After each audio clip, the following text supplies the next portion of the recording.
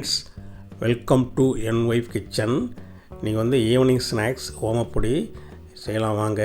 தேவையான பொருட்கள்லாம் ரெடியாக இருக்குது. என் ஒய்ஃபு தான் செய்துட்ருக்குறாங்க.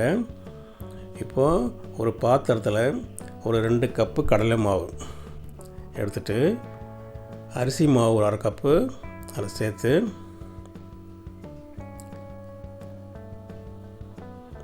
கொஞ்சம் கலரி விட்டுட்ட பிறகு இதில் ஒரு 1/2 டீஸ்பூன் இல்லை 1 டீஸ்பூன் பெருங்காயத்தூள் சேர்த்துடுங்க. அது கூடவே மஞ்சள் தூள் ஒரு 1/2 டீஸ்பூன்,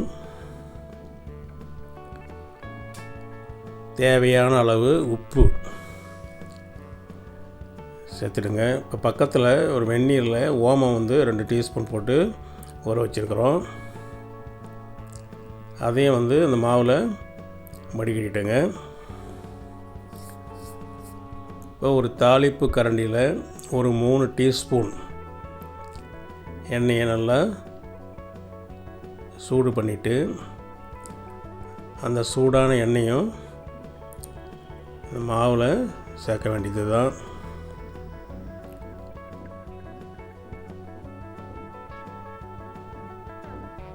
இந்த மாவு என்ன பண்ணணும், இப்போது ஓமப்பொடி பிடிக்கிற அளவுக்கு நல்லா பதமாக பிசைஞ்சிங்க. இப்போது ஸ்டவ்வில் வானலியில் எண்ணெய் சூடாகட்டும். அது முறுக்கு பிடிக்கிறாச்சு என்ன பண்ணணும், அதில் எண்ணெய் தட்டி விட்டு அதை ரெடி பண்ணிக்கலாம். அந்த முறுக்கு அச்சில் மாவு சேர்த்துட்டு சூடான எண்ணெயில் ஓமப்பொடி ஒவ்வொன்றா பிழிஞ்சு எடுத்துக்க வேண்டியது தான். ஃப்ரெண்ட்ஸ், நம்ம சேனல் இதுவரை சப்ஸ்கிரைப் பண்ணாதவங்க ப்ளீஸ் சப்ஸ்கிரைப் பண்ணுங்கள், ஷேர் பண்ணுங்கள், லைக் பண்ணுங்கள், கமெண்ட் பண்ணுங்கள். பக்கத்தில் இருக்கிற பெல் ஐக்கானை கொஞ்சம் கிளிக் பண்ணுங்கள். அப்போ தான் நம்ம வீடியோனுடைய நோட்டிஃபிகேஷன் கிடைக்கும். இது பாருங்கள், சூப்பராக ஓமப்பொடி கலர்ஃபுல்லாக இருக்குது. இது நல்லா வெந்த பிறகு எடுத்துட வேண்டியது தான்.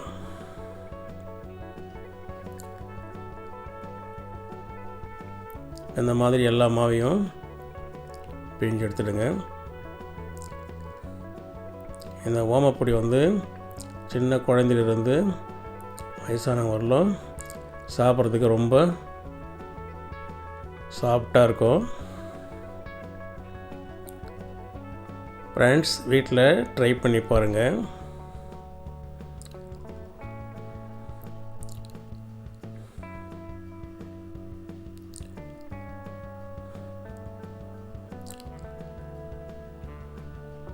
ஃப்ரெண்ட்ஸ், தேங்க்ஸ் ஃபார் வாட்சிங்.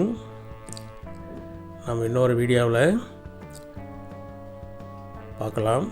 நன்றி, வணக்கம்.